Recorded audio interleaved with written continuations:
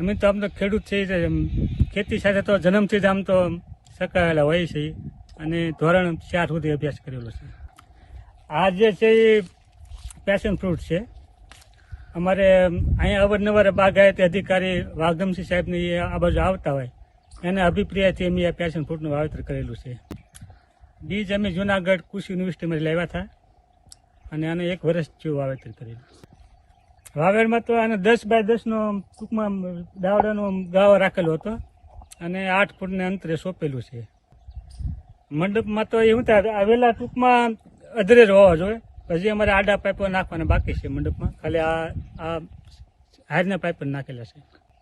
માવજતમાં તો બીજું અત્યારે તો હજી સુધીમાં બહુ કાંઈ માવજત આવતી ને, ટપક પદ્ધતિથી પીવે છે અને કોઈ ખાતર બાતર હજી ને આપતા નહીં. આમાં આનું વેચવાનું કે કાંઈ આયોજન તમારું કરવું છે?